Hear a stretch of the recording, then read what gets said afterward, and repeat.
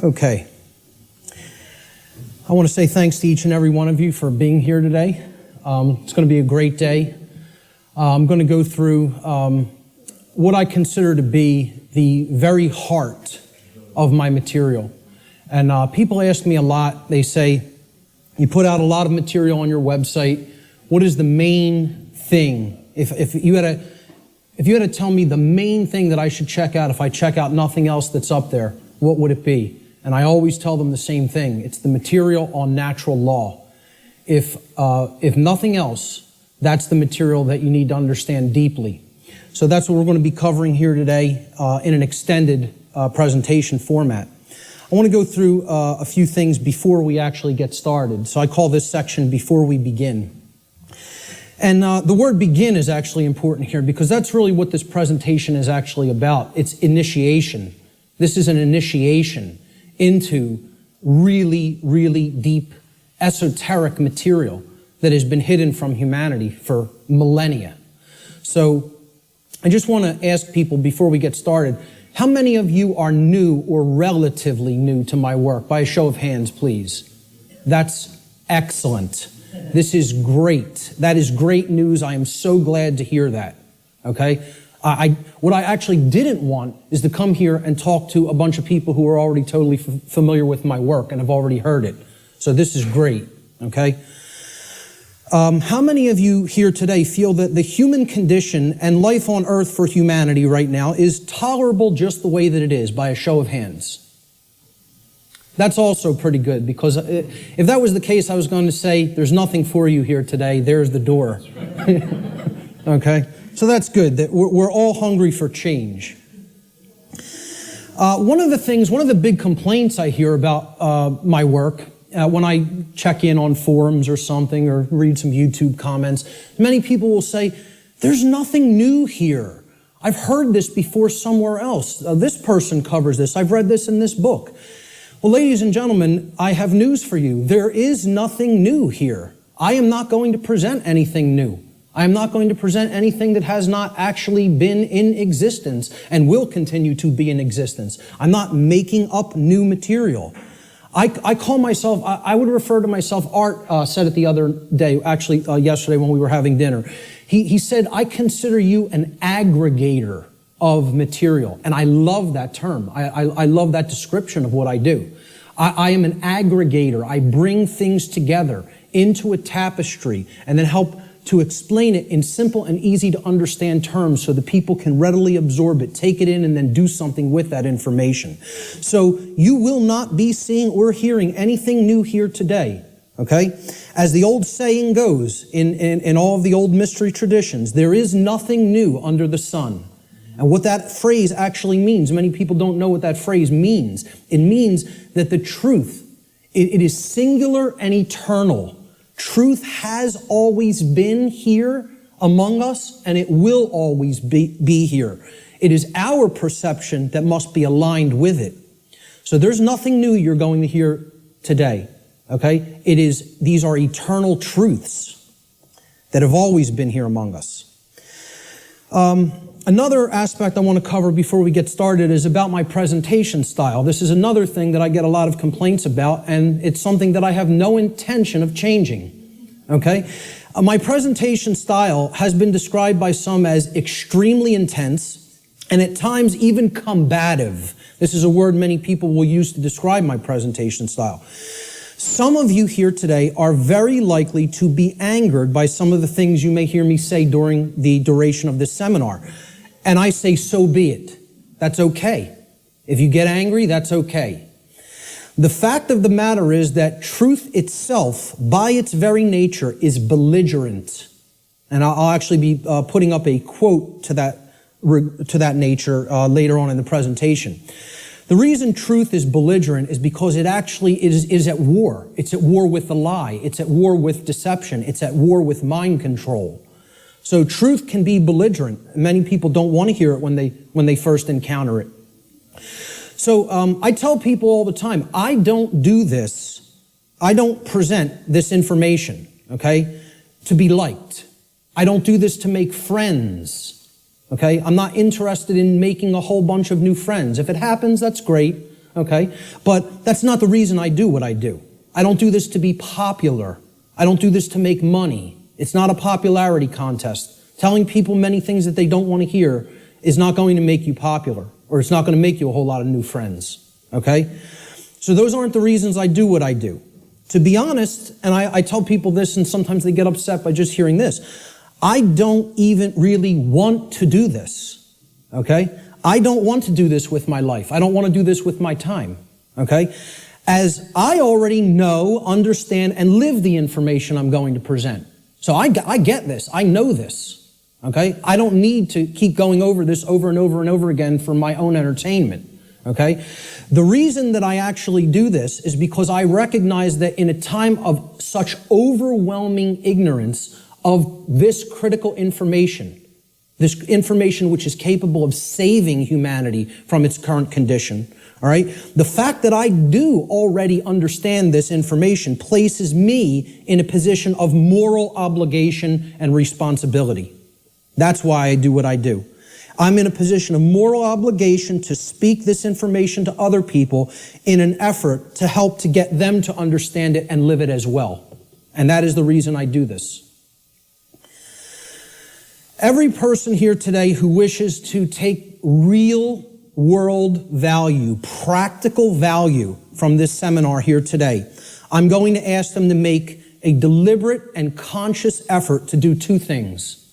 The first is try to set aside, and to the extent that you are capable of doing so, your perceptions of me as the presenter, okay? And this includes things like how you think I look, how you think I dress, the sound of my voice, my mannerisms, etc. Try to set those things aside to the extent that you're able to do it. And I know that's difficult for some. And I say this because paying attention to such trivialities will detract your own mental focus away from the information that is being presented today. And that's the worst thing that could happen, because it's the information that is important, not me. Try to ignore me and focus on the content. All right? And the second thing I ask people to try to do is to be consciously aware of any of your own impulses that you may have here today, to immediately reject the information that is being presented in this seminar based solely upon your own initial emotional reaction, your initial emotional response to this information, okay? This is a logical fallacy. Okay, you cannot think with the emotions. So if you hear something you don't like or that angers you, that's okay. Feel the emotion. But don't just immediately say, that can't be true. And don't believe me either. It's about checking it. It's about a process of truth discovery. It's about doing your own due diligence and actually researching this material. Okay? But if you try to gauge the veracity, meaning the truthfulness of this information, solely based upon how it makes you feel when hearing it, you are committing a logical fallacy. Okay? So I ask people to try as much as possible to suspend immediate reactions of disbelief. Okay, and saying, no, I don't want to accept that, no, it can't be true, based on how something may make you feel that you hear today. That's very important to keep in mind. And lastly, this information, the entire seminar, is a tapestry. Okay, it's like pieces of a huge jigsaw puzzle. All right? It is meant to be seen and taken as a whole in its entirety. Now, I know I'm asking a lot here too, because it's going to be a long day. Okay? And my goal here, my work here, is to keep your interest and your attention and your focus throughout the entire course of this seminar. And that's a challenging thing to do. But what I'm asking people is, you have to try to see it as a whole. Because if you took the time to be here and you gave a monetary donation to be here, I'm highly recommending that you stay for the whole duration of the seminar. There's a reason for that. You're only going to get the full tapestry, especially if you're new to my work, by hearing this information in its entirety, okay? So if you don't do that, you'll probably not recognize the patterns, which is what this is all about. That's what this day is all about, pattern recognition, okay? that are inherent to this tapestry of information. And more likely than not, you'll have wasted the time that you took to be here today and wasted the money that you spent to be here today. So I don't want anybody to waste their time and their money and their attention, and I don't think you do either. So that's why I'm asking people, stay for the whole thing. You'll get the maximum value out of this seminar if you stay for its duration. So with that having been said, let's jump into the material. This presentation is called Natural Law, the Real Law of Attraction, and How to Apply It in Your Life. And I emphasize that term, real law of attraction. Many people will be familiar with the New Age variants of the so-called law or laws of attraction. And this is going to differ quite widely from what people have heard in the New Age community and in the New Age movement regarding what the law or laws of attraction are. These are the real laws of attraction you're going to be hearing today and hopefully understanding today. So let's start in. The first section is about teachability, the teachability of the student, okay?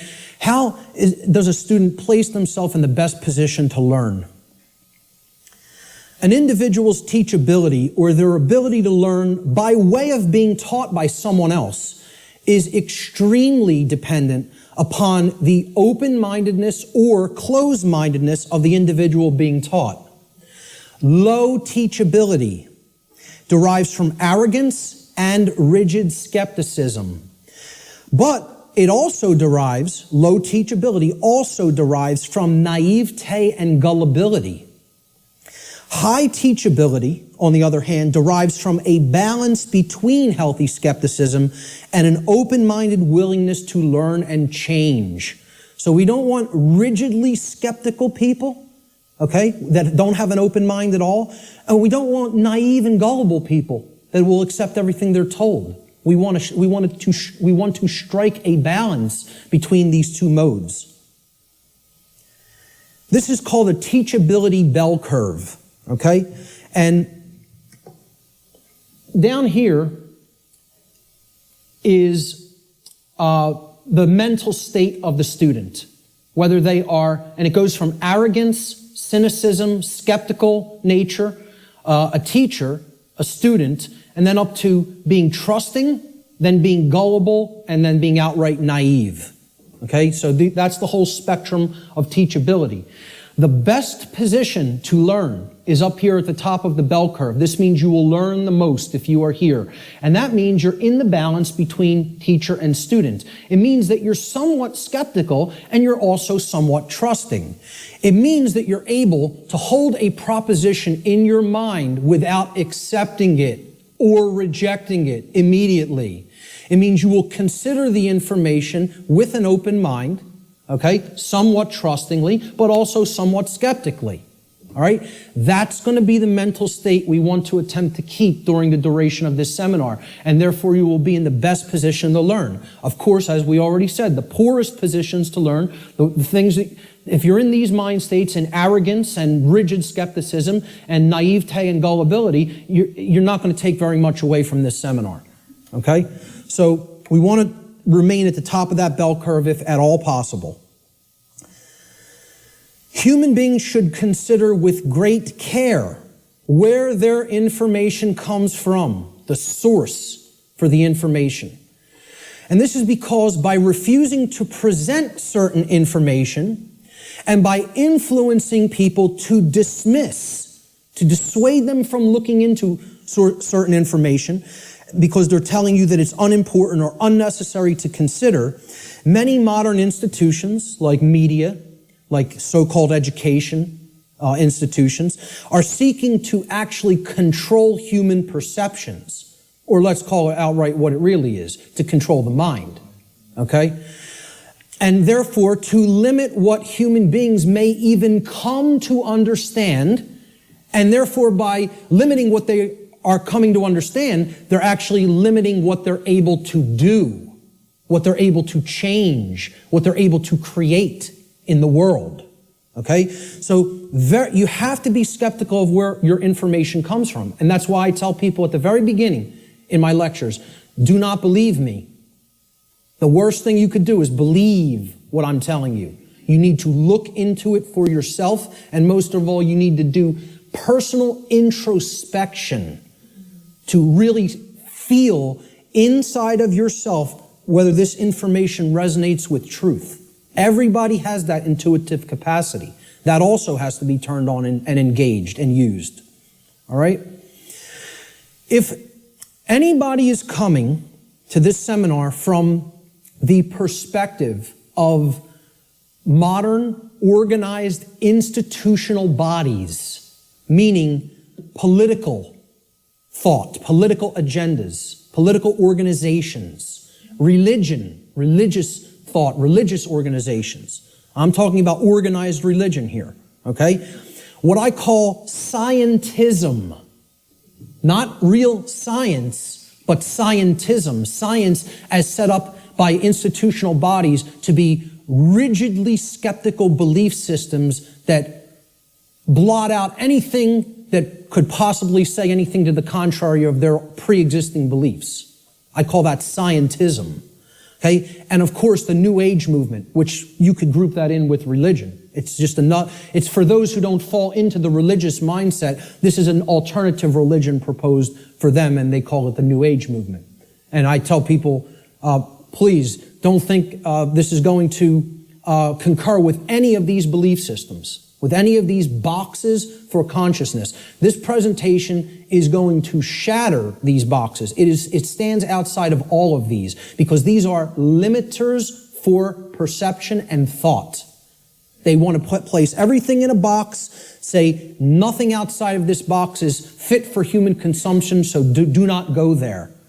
And as a result, they act as a mind control influence. The other and biggest limiter of the human perceptions and the mind, and ultimately of our behavior, is money itself. If you want to talk about the biggest religion, if these other religions aren't big enough and powerful enough for you, there's the one that is the ultimate power in the world, the ultimate religion, the God of this world, if you will. Okay? So what I'm basically saying here is if you're already in a mindset approaching the, let's call it the discovery of reality or the exploration of reality from any of these perspectives, you will be sorely disappointed here today by what you're going to hear, because the information here falls well outside of any of these institutional limiters for consciousness, okay? The requirements for creating change and the role of knowledge. Let's talk about these concepts for a moment. Human beings everywhere say that they want certain things in their life, and they say that they want certain things to be present for all humanity, okay? We say we want certain conditions to be present for ourselves and our species as a whole. And we say we want things such as happiness, health, peace, prosperity, freedom, etc. And all these things are great things to aspire to. And we say we want them. Most people will say and tell you we want these things, all right? However, I don't really feel that they're truly being honest with themselves, okay? They'll say they want them, but then when you tell them, well, those aren't automatic conditions. They don't just magically manifest, okay? There are requirements for obtaining these conditions, okay? And people wouldn't say they want these conditions if these conditions were already omnipresent, right? They're saying that they want something because they don't have it at all, or at least in fullness, right? So when you tell them there's requirements for obtaining them, many people will say, oh, well, I may not be willing to go there. I may not want to exert that much effort. And they believe that somehow they're going to magically get these things, right? Well, this is what the real laws of attraction are about. It's explaining conditions that you want don't just automatically manifest by thinking of them or just having a feeling about them. This is a New Age deception. There are requirements for obtaining the conditions that we say we want. Requirement exists in nature. It does exist. If you want something to be different than the way that it already is, than the default conditions, then requirement exists. If you're okay with things being the way that they are now, requirement doesn't exist. There are no requirements to creating change. You just accept the default conditions the way they are now and go on with your existence and accept it's going to be this way and possibly get worse. But if you want real change to happen, requirements exist. And this is what many New Age teachers will not tell you, or they'll outright deny that requirements exist for creating real change. Specific requirements exist in order for human beings to obtain the conditions that they say they want. If the requirements for obtaining those conditions are not met, those conditions do not just magically manifest by magical means automatically. That's not how it works, folks. And that bursts a lot of people's bubble right off the bat. This is a key concept to understand. So what are these requirements? We need to know certain things. Knowledge is required. Knowledge. Knowledge that will spur us to action. That's what's required. Okay? Since human beings as a species do not already have the things that they say they want, and again, at least not in fullness. If we want to split hairs, we could say we have a modicum of what we may say that we want, but we don't have it in the fullness that we will say that we want it, especially societally, globally. Okay? So since we don't already have these things, it follows logically that the knowledge of the requirements to obtaining these things, okay, either must be absent. The knowledge is not present anywhere. Or if it is present, if that knowledge for obtaining those things, the requirements for obtaining those things, if that knowledge is present, then it must be willfully being ignored. It is here, and yet people aren't paying attention to it. They aren't taking it in and accepting it and doing anything with that knowledge. So they're ignoring it because it's uncomfortable. As long as this knowledge continues to remain either unknown or ignored, the manifestation of the desired conditions that we say that we want is impossible. Cannot happen. It is an impossibility for it to magically, automatically manifest without the requirements being met. And that's what we're going to talk about here today. What are these requirements? What is this knowledge? This knowledge is occulted, meaning hidden. Okay, now, how many people here came here today thinking that they were going to hear information about the occult by a show of hands? Okay, about half the room. Good. Okay, for the rest of the people, that may come as a shock.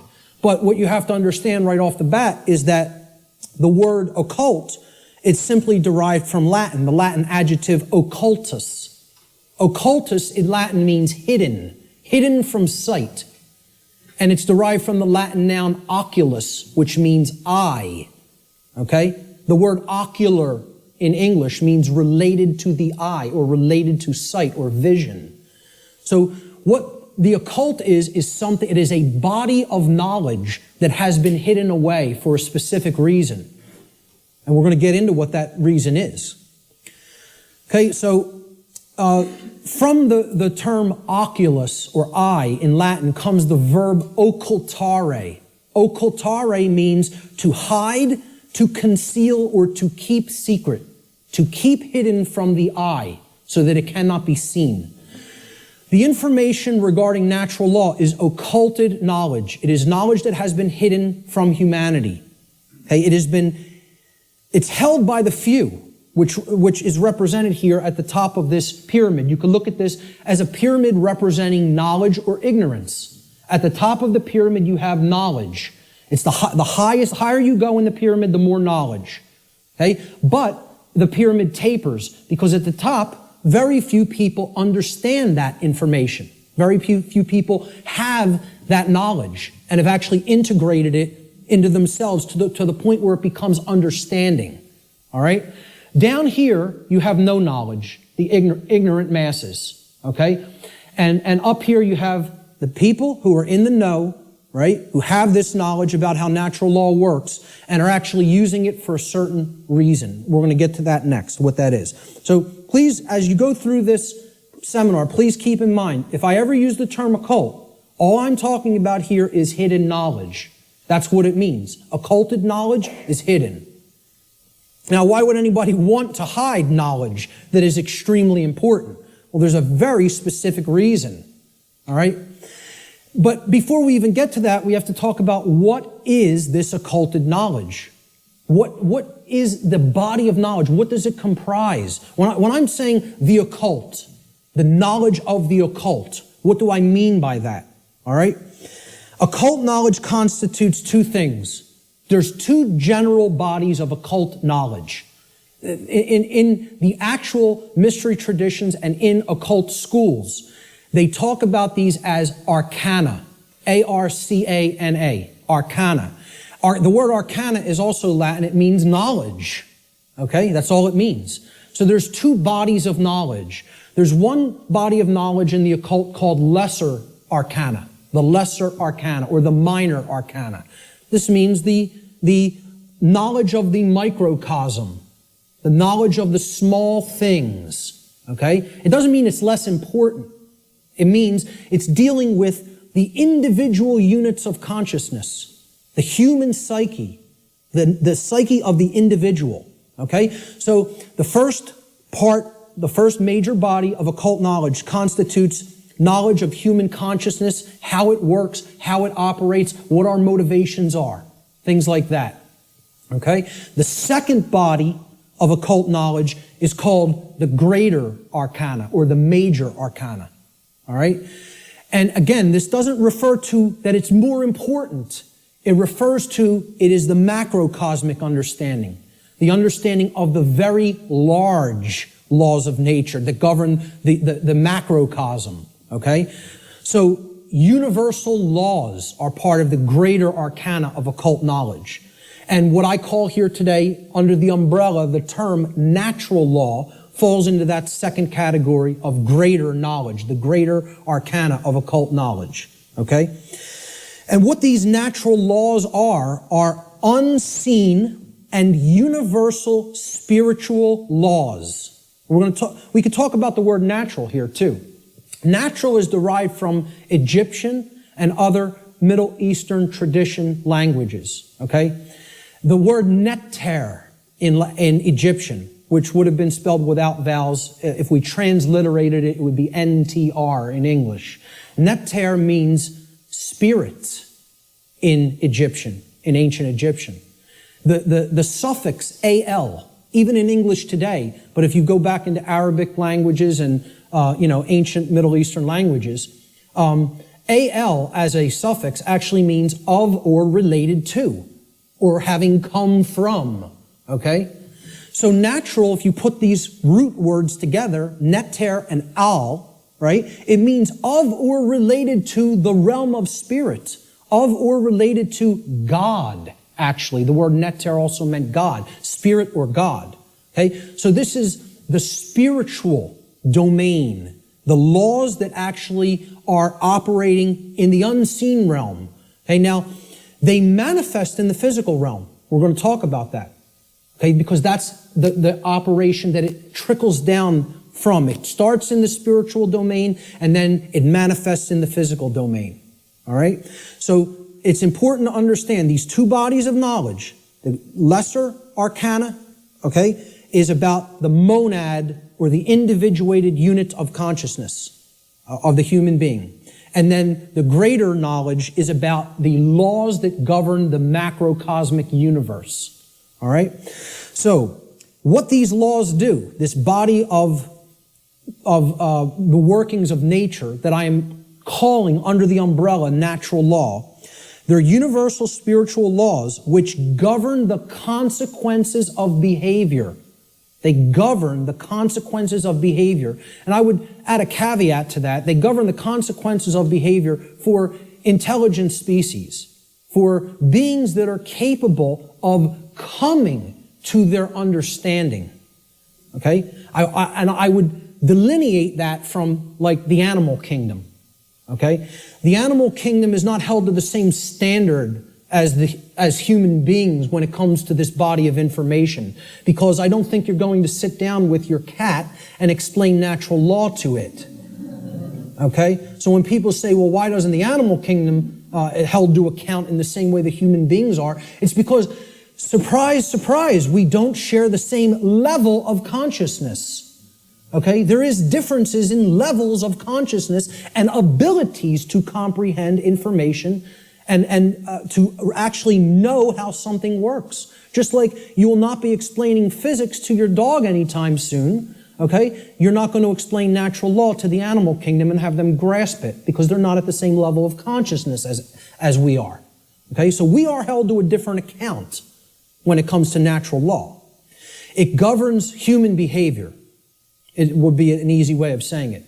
This body of knowledge has actually been called consequentialism by past researchers and teachers. And I have no problem with that term. I've actually looked into consequentialism, and it's quite similar, okay, in its scope and what it teaches. It's been called karma, karmic law, in many Middle Eastern and Eastern traditions, okay? And I have no problem with that term for it either. It has been called in some of the Western traditions and Christian traditions moral law, and I have no problem with that term either. Religionists have called it God's law, and I have no problem with that term either. I have no problem with any of these terms being applied to the umbrella of natural law, because that is essentially what it is. But we're going to get deeply into how it works and operates in our lives here today. Why is this knowledge hidden away from people? To what ends? The knowledge of the occult, the hidden knowledge about how natural law works and how consciousness works, is not commonly known. That's why it's not the exoteric. It's not given to the masses. It's the esoteric. It is reserved for the few. And there's a reason for that. It's been deliberately hidden away and kept from the general public in order to create and maintain a power differential. Because if someone else is an extreme level of knowledge, and they know how something works, like something as trivial as how human consciousness works, how human motivations work, how human perceptions work, how human beings can be manipulated. If somebody has deep knowledge of that information, and there's a whole bunch of people over here who have not one iota of how that works, what kind of a number do you think somebody can do on people like that? See, the way I ask people to look at this is real simple. Imagine a very, very, very advanced psychologist at the top of his field, wrote all the textbooks, okay? And he's got a house out in the burbs. He comes into the university. He's got tenure, okay? He's got the trophy wife, the house out in the suburbs, the 3-car garage, driving the Lexus into work at his tenured job. And he finds out that his trophy wife is having an affair because she's bored. She's not satisfied with him at home. And it's maybe the 19-year-old, captain of the local high school football team or something. He's a senior. He's a star football player, right? The jock, yeah. And she has a fling with him. Well, what if he decides, I'm going to become buddy-buddy with my boy here after finding out about his wife's affair? And this kid, this punk, who's cheating on, my wife's cheating on me with, he knows nothing. He doesn't study the mind. He doesn't know anything even about himself. He watches TV 6 hours a day, plays violent video games, is obsessed with football, What kind of a number you think that psychologist can do on that kid? Total number. That's the answer, exactly. That's right. He could do a total number on him. He can gain his confidence, he can get into his head, and I guarantee you give him a little bit of time, he could screw up his life based on what he knows and how he would be able to manipulate based on his hatred of that person. Well, guess what? That's the position humanity's in. We're that punk jock. And I'm not saying we necessarily did something to deserve it, but we're in that same position where the people with this knowledge at the highest levels, they hate us. And they're doing a total number on us because we don't have this knowledge. And until that changes, don't expect the playing field to be leveled. Expect it to get worse. Okay? The knowledge is hidden to create and maintain a power differential. between those who hold it and those who are ignorant of it. It's that simple. The knowledge of natural law and its operations constitutes what I call the most deeply occulted or hidden information that exists on this planet. You will not find any more hidden information. This is the thing that all the distractions are there for, to keep you from learning. The endless trivialities, the nonsense you hear on the news, all the video games, all of the nonsense television, the sports, it's all there to keep people from understanding this. And I can't get you to accept that or believe it, and I don't ask you to believe it. I'm telling you that's what they're trying to, from my years of being inside occult traditions that are very, very dark. I'm telling you, this is what they don't want you to know. From firsthand experience. How many people here today know that I was involved in the dark occult in my past? Good. Great. Okay.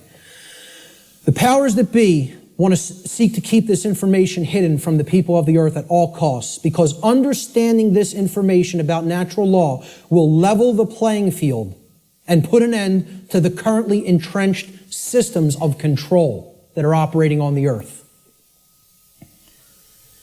We should very clearly make a distinguishment between nescience and ignorance so that people fully understand the difference between these two concepts. How many people even have heard the term nescience? Very few. This is a word that has practically been sanitized from colloquial English, practically been sanitized from the English language. And there's a reason for that too. There's two contexts to not knowing something. The first context is nescience. Okay? Nescience comes from the Latin. The prefix ne in Latin means not or not present or absent. Okay? And then sciere in Latin means to know. It's where we get the word science from. Okay? So you put them together, and nescience, it actually, those two roots form another word, nesciere. Nesciere in Latin means not to know, to not understand. But there's a connotation to it. It means to not understand because the specific information that you may be having a desire to understand is completely absent. It is not present, and you cannot actually aggregate that information. You can't bring those pieces of grammar together to form the sentence. Okay? It's not present. Okay, so you don't have it at all. It's unattainable. This should be clearly delineated from ignorance. Now, nescience is not someone's fault. The information just isn't there. Okay, you can't be blamed for nescience. There is no blame in nescience. The person who is nescient is not to be blamed for being nescient. The information simply wasn't present so they could take it in and then come to understand it. Ignorance carries blame. This is another thing. People want to think in the New Age movement there's no such thing as. Nobody's to blame. And that goes to that there's no cause for anything that's happening, as you'll hear a lot in the New Age circles. Okay? I very strongly put down these notions, or attempt to. Okay? There are causes and effects. There are people who are responsible for what is happening. There is blame. Blame exists. Okay? There are people who are culpable. We're going to talk about moral culpability later. So ignorance has blame attached to it and responsibility attached to it. Okay? It comes from the Latin verb ignorare in Latin. And this means not to know, just like nescience means not to know, but in a completely different connotation. The connotation of ignorance means you don't know even though necessary information is present and right there before you, because you have willfully refused or disregarded that information. Whether you've refused it because it made you feel uncomfortable, or whether you disregarded it because you felt that's not important for me to know. I don't need to know that. Or you feel you already understand something that contradicts with what's, the new thing that you're hearing or seeing. Okay? So when you willfully disregard something, okay? If I wanted to willfully disregard the gentleman sitting in the front row, he's present. I could just pretend he's not here and ignore him.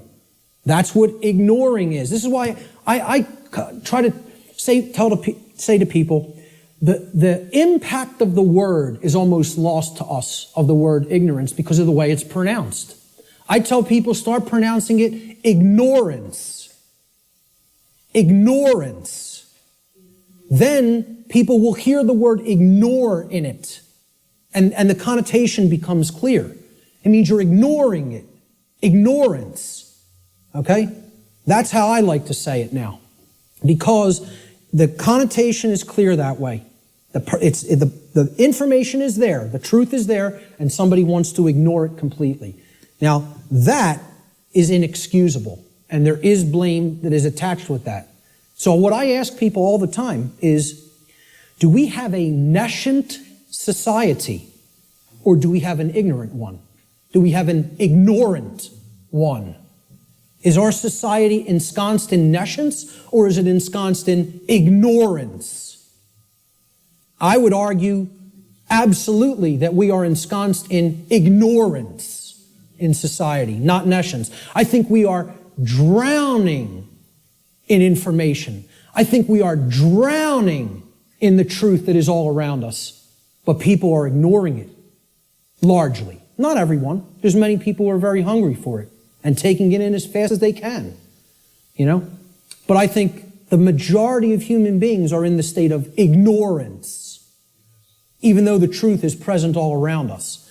And that constitutes what Art talked about earlier, this consensus trance, which people in the so-called truth community or truth movement have likened to sleep. They say that they are asleep. I liken it to hypnosis. If you look at the origins of the word hypnosis, right, it means suppressed knowledge. It comes from Greek. Hypo means under, as in hypodermic, under the skin. And gnosis means knowledge, the suppression of knowledge. Hypo means suppression also, under and suppression. So hypnosis is the suppression of knowledge. And that's the state that these people are in. And it's done by themselves. It's not, see, we have to stop looking at this as a victim relationship.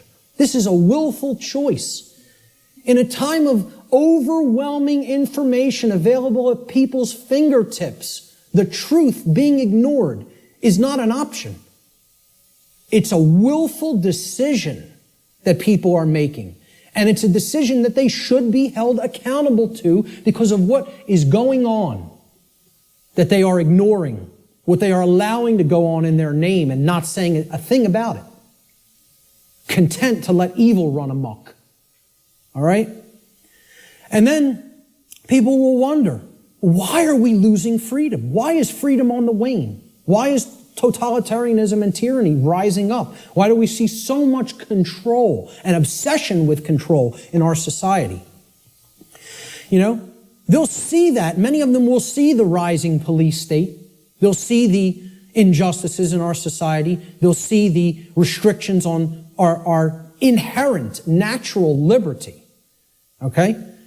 But here's the thing, many of them will not make the transition to grasping. You know?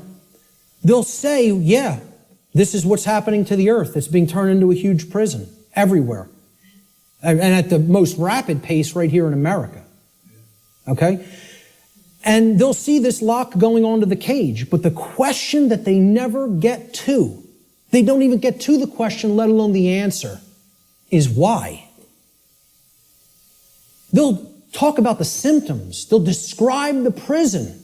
They'll describe every corner of the cage accurately in many cases. They can tell you exactly how it's working. They can tell you all the different aspects of the control system.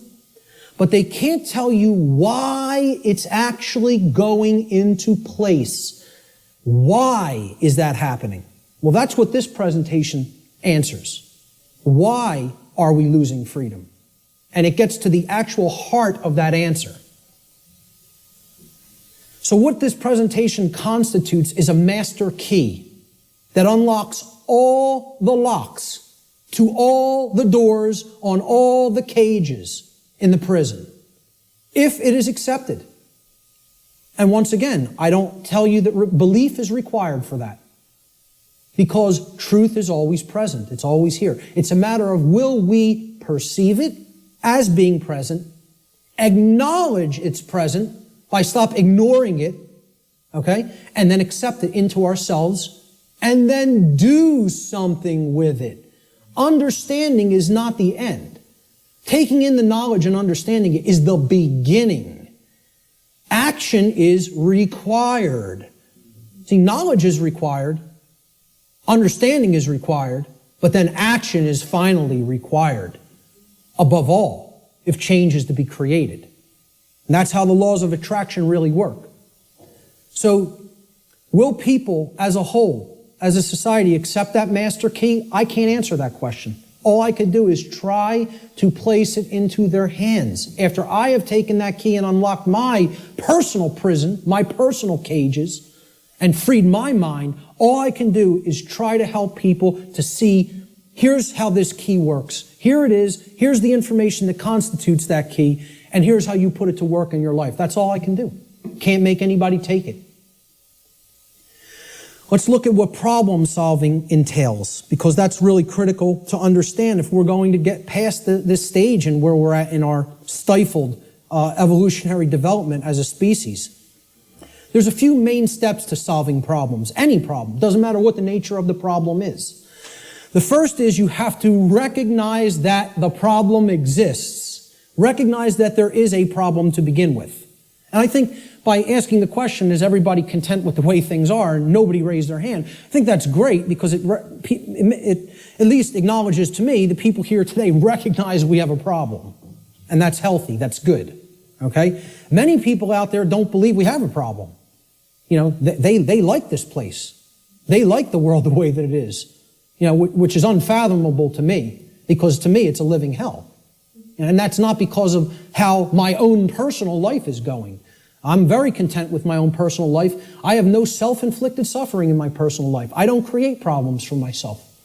My life goes on very well according to how I live it without hurting anybody else. The problem is other people. And that's another thing the New Agers won't acknowledge, and they'll flip out if you say that there's a problem with someone else. There are problems with other people, okay? And people will say people in glass houses shouldn't throw stones. My glass house has been taken down long time ago, because I went through all that personal introspective work. And I dug deep into my subconscious and faced those problems and confronted them head on and healed them. And came out of the mindset that I was once in. Okay? So, you know, people will say, if there's something you don't like, you're seeing in other people, that's something in yourself that you're seeing in them. This is New Age mumbo-jumbo nonsense, okay? If you're not part of the problem, I'm not part of this problem. I can say that honestly. I'm not part of this problem. I can look at every single person, anybody who's watching this, and say, I'm not part of the problem that's happening on the earth. With all honesty and knowing that I am telling the truth with that. Okay? But see, at one point, I was part of the problem. And a big part of the problem. Okay? What I had to do at some point is stop doing this and pointing out and saying the problem lies elsewhere while I was still part of it.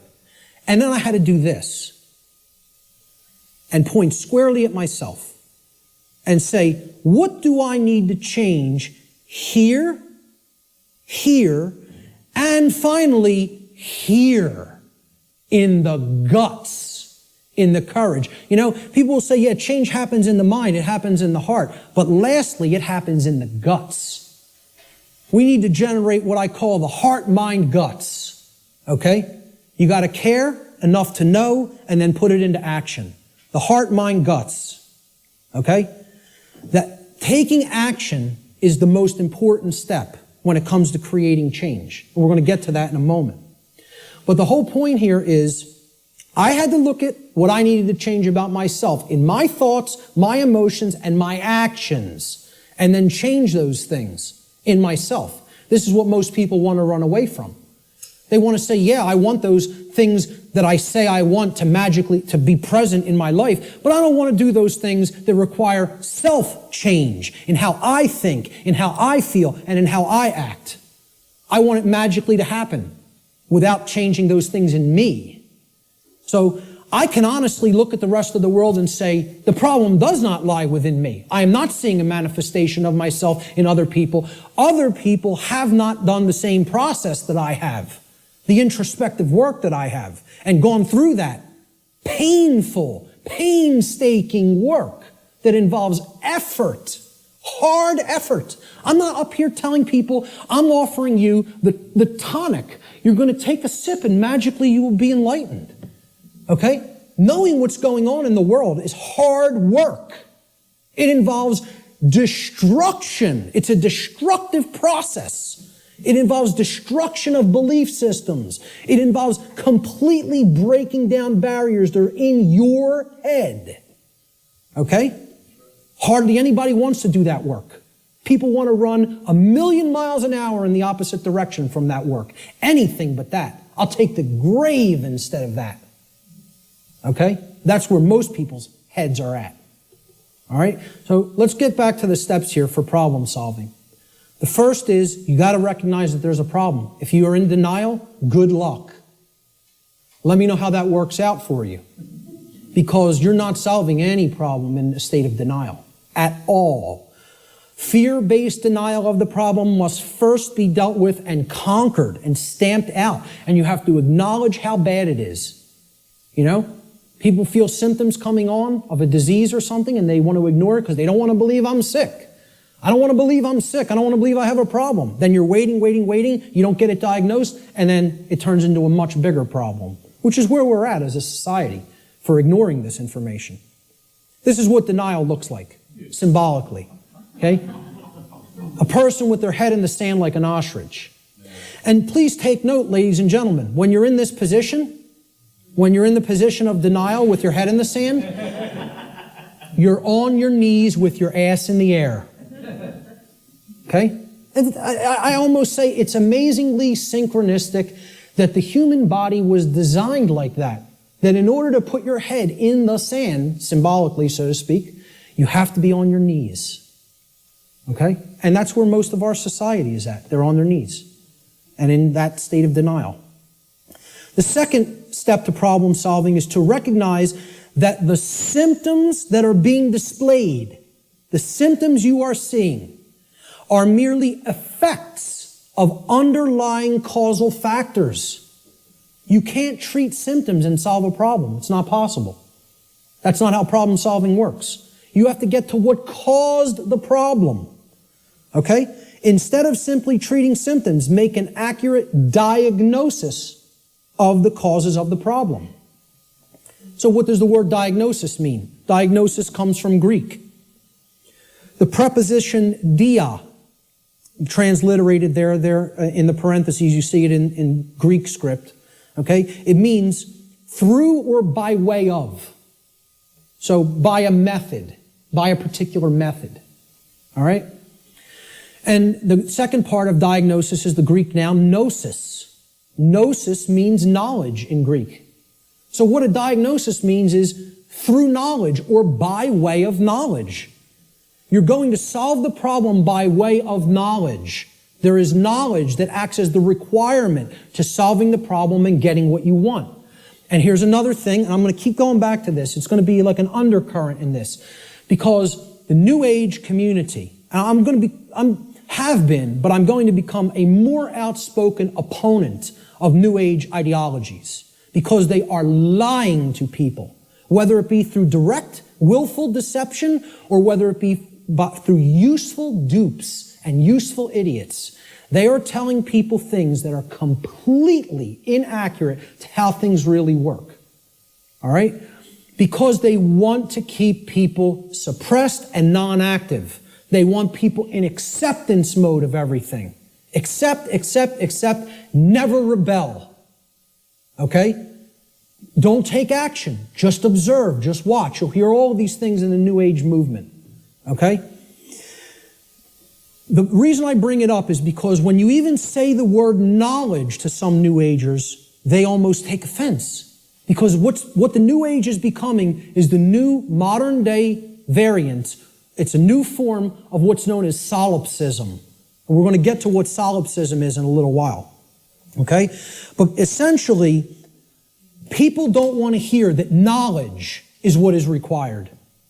Because the attainment of real knowledge, not pseudo-knowledge, real knowledge, requires work. It requires effort. It requires reading. It requires listening. It requires watching. And you know what most of all it requires that people don't want to give up? Who can tell me? Time. Thank you, sir. It requires time. There's one of the currencies people don't spend, on many things that they don't feel they can get immediate gratification from, which is why immediate gratification is so stressed in our society by the control system. That's what keeps people in their ignorance. So a diagnosis means if you're going to get well, you got to have the knowledge of the underlying causal factors that led to the creation of the symptoms. You're not going to treat the symptoms and get well. You got to have the knowledge to get to the causal factors, to find out what cause put this into effect. And we're going to talk a lot about cause and effect. The third step to problem solving is, through the knowledge that you've acquired now, via making an accurate diagnosis of the problem of the causal factors, right? You're going to then put that knowledge into action. Understanding what created the problem is like step 2, right?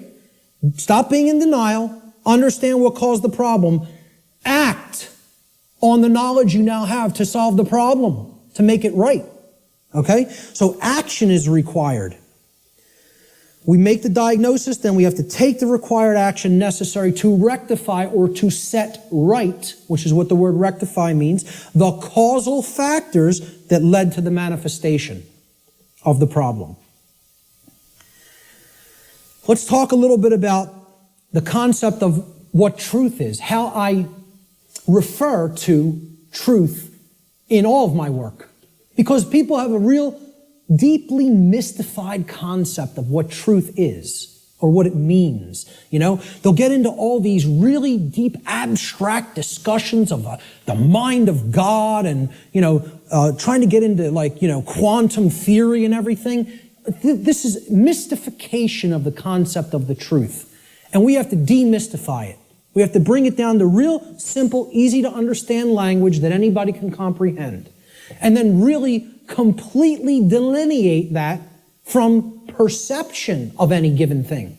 Because the two are not the same. When people say perception is reality, nothing could be farther from reality than that statement.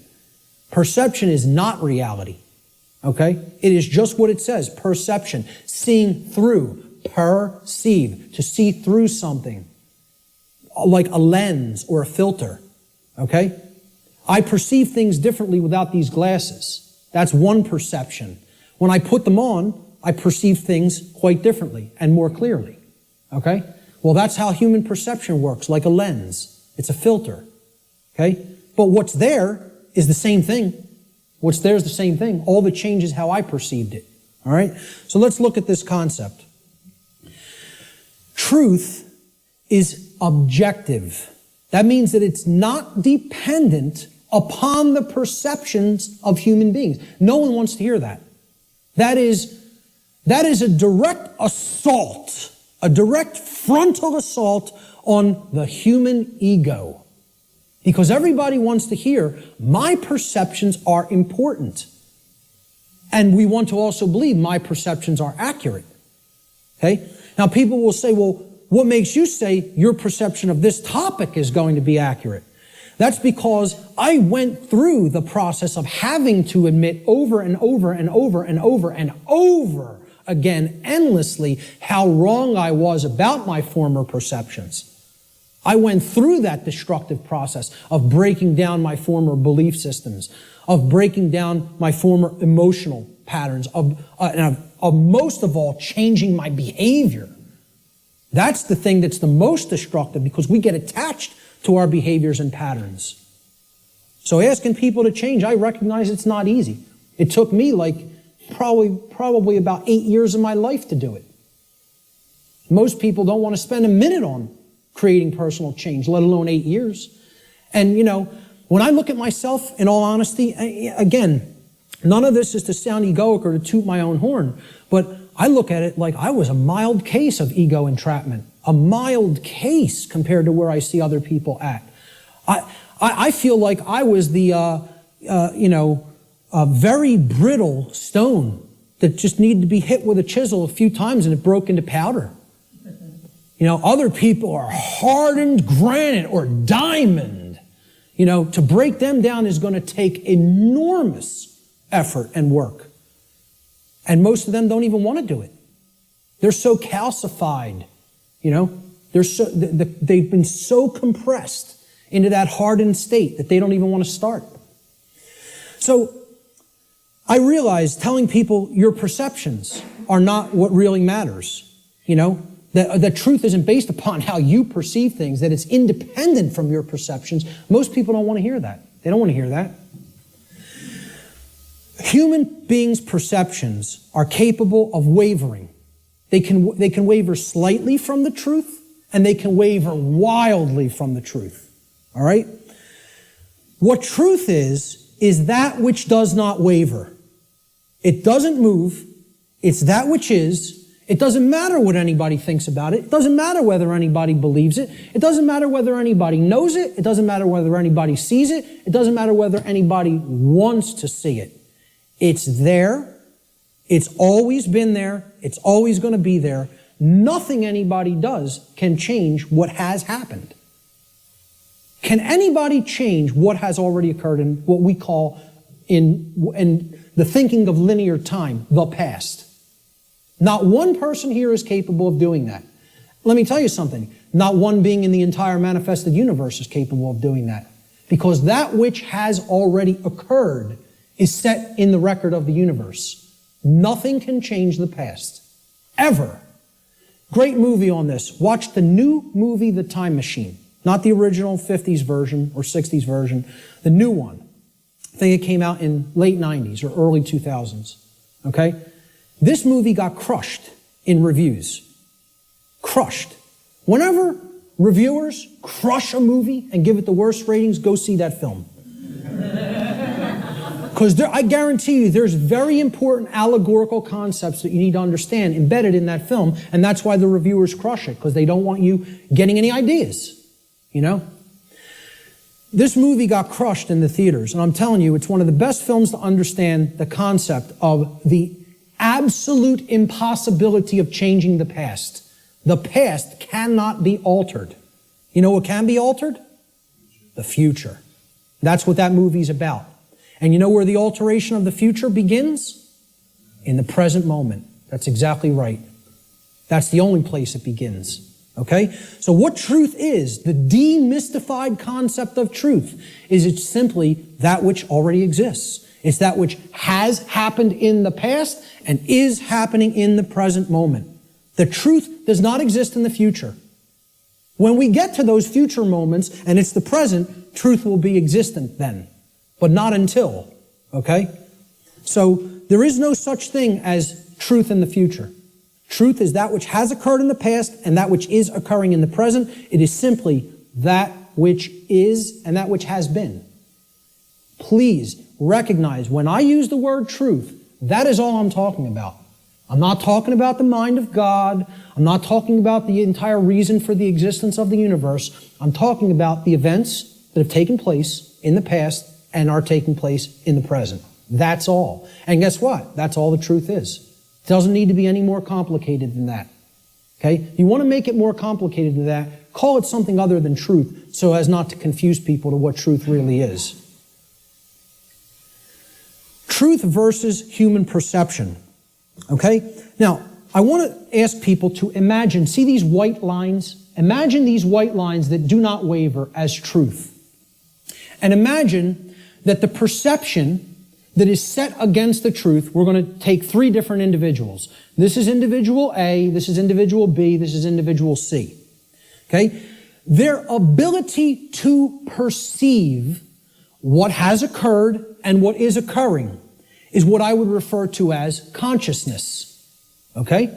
Consciousness is a being's ability to recognize patterns and meaning with respect to those patterns. Meaning you have an accurate understanding of what's taking place within and around you, or you have an inaccurate understanding of what's taking place in and around you. If your consciousness is high, meaning it's at a high frequency, okay, that means you're going to have more of an ability to understand and recognize the patterns. If your consciousness is low, you're at a low frequency, you're going to see the pattern less. You're not going to accurately perceive. So I liken this to a waveform. In simple, physics, a wave, this is a simple sine wave, okay? It has its crest here and its trough here, okay? And then the pattern repeats, goes up to the crest, down to the trough, and it repeats over again. The distance between the either crests or troughs of the wave is called the wavelength, okay? The longer the wavelength, the shorter the frequency. What that means is how frequently is it going to be intercepting the line that represents truth? How frequently is it going to be aligned with this line, which we are calling truth? Okay? Now, can everybody just, with that explanation, understand this simple model and what I'm talking about here? Is that clear? Okay, because it's important. Because this is a low frequency vibration. It's a low frequency wave. A wave like this, if it was an audio wave, would produce a low frequency, would produce a low bass tone. Okay? As we go up to a higher frequency, you can see the wavelength is shorter, meaning that it intercepts the line which represents truth much more frequently. We can count them. 1, 2, 3, 4, 5 here. 1, 2, 3, 4, 5, 6, 7, 8, 9 there. Okay? So this is a higher frequency vibration. And we go up to an even higher frequency. Let's say person C has this consciousness. They have a higher frequency. Okay? And they're intercepting the line that represents truth, much more frequency. I won't count those out because there's a lot of them, okay? The higher the frequency, the more in tune with truth we are. What would happen if this frequency became infinitely high? What would it become? It would be indistinguishable from a line. And therefore, someone would be aligned to that which is. The higher the level of consciousness or frequency, which is their perception of reality being accurate, okay? Not wavering as much from the truth, because it's hitting it in more places. We would basically, this wave would turn into a line at some point, the higher the frequency went. Think about this in sound, right? You hear a low bass tone, it's like, then it goes up, and it would go eventually outside the range of human hearing, because the frequency went so high. Same concept here. The higher the frequency, the higher the perception of reality, the quality of the perception is going to be. Okay? The concept to keep in mind here is perception is not reality. It's the filter we see reality through. What the human being's work is to do is to align their perception to the reality which exists, which is truth. We need to set aside what we want the truth to be and look at what it is. What it is altogether different than what we want it to be.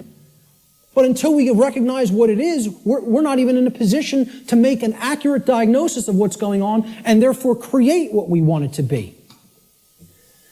So I'm going to give the first quote here, comes from a gentleman I personally greatly respect.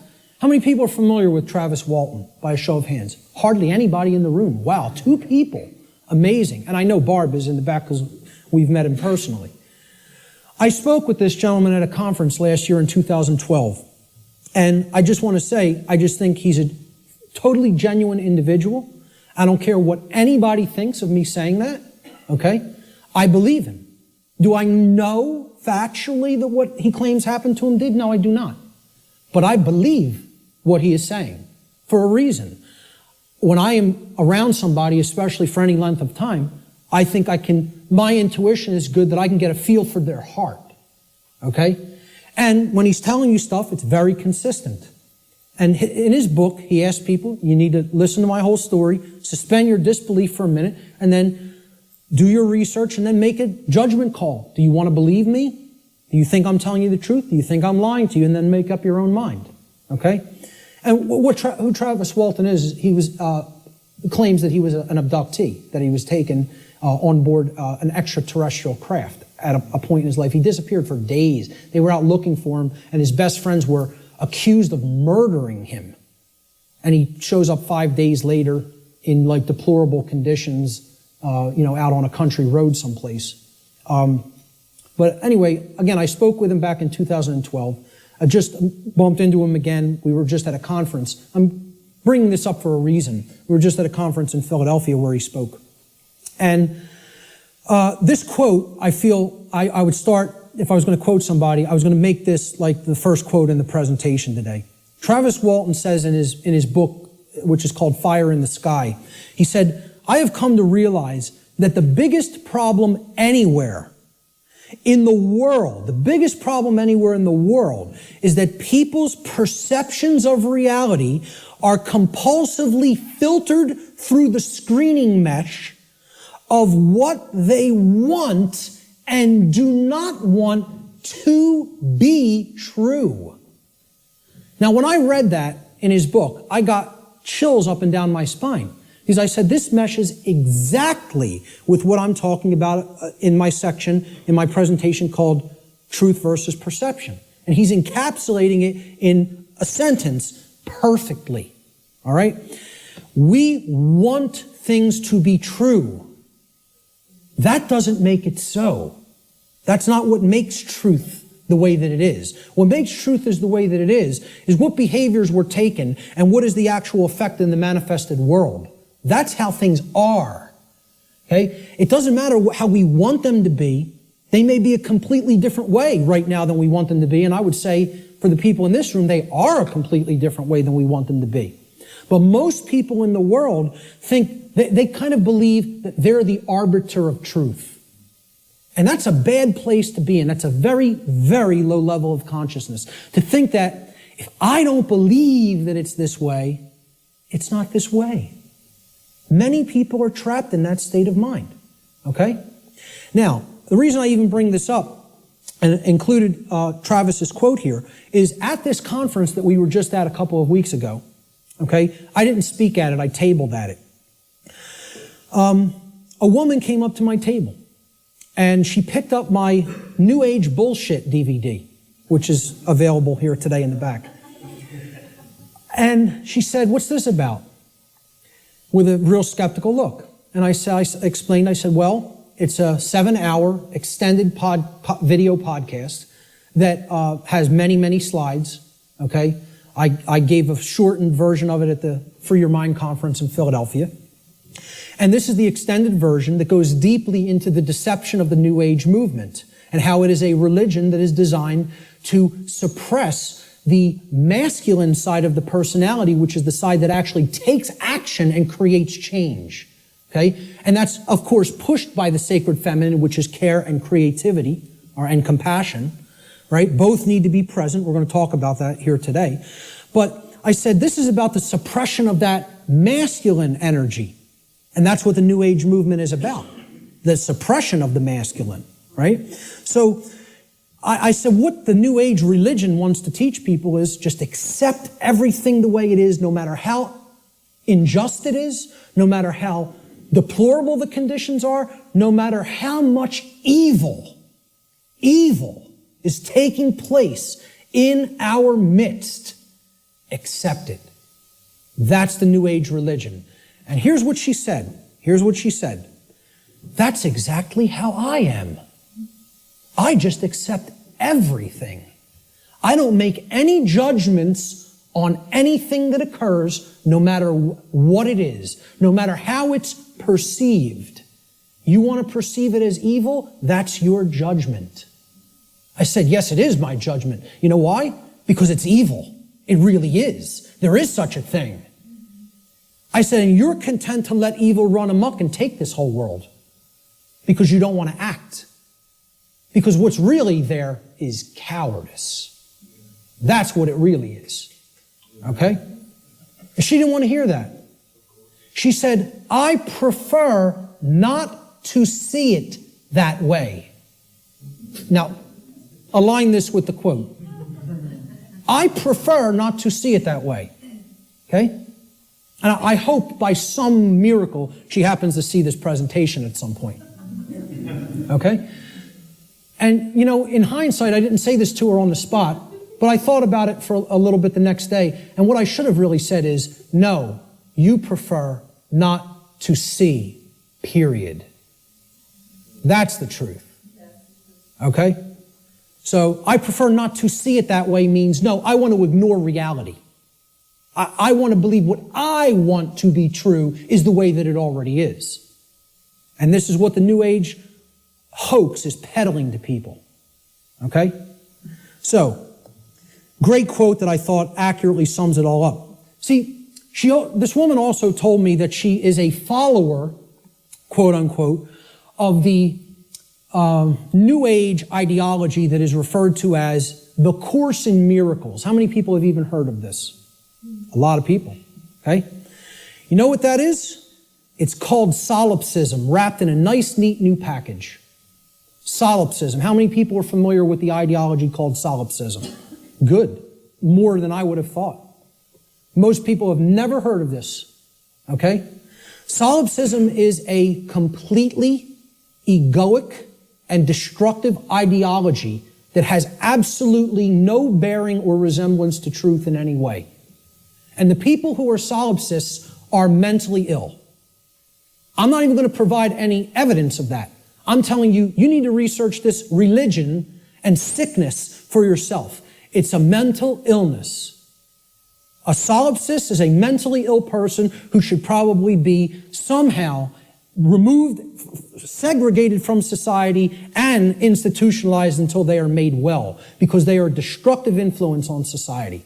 This is what I focused on podcast number 1 of my podcast series and radio shows. I went into the ideology of what solipsism is and how destructive it is and how it's a religion. Okay? What this is, well, first of all, let's look at the word. And you'll notice I'll be breaking down words all day long. Because if you don't understand where words came from, you don't really understand what they really were intended to mean. Regardless of whatever connotation they may have taken on in the modern world, the intended meaning of the word, the original meaning, is derived from its etymological derivation. You need to go into the ancient languages, Latin and Greek roots and other languages, Germanic, Arabic, etc., and you need to break down the words from their etymological origins. Then you will understand their real meaning. And I'm telling you, you do this, and the top of your head will blow off by what you will find, by what words we speak on a daily basis actually mean, and we have no idea what they mean. Okay? So the word solipsism comes from the Latin adjective solus, which means alone or one. And then the Latin pronoun ipse, which means self, myself, etc. Okay?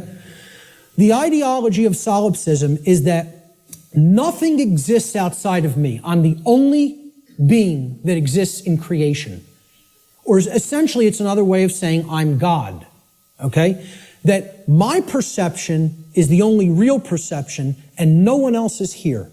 Now imagine that. Now, what I'm essentially telling the audience here today is your perceptions are not the truth.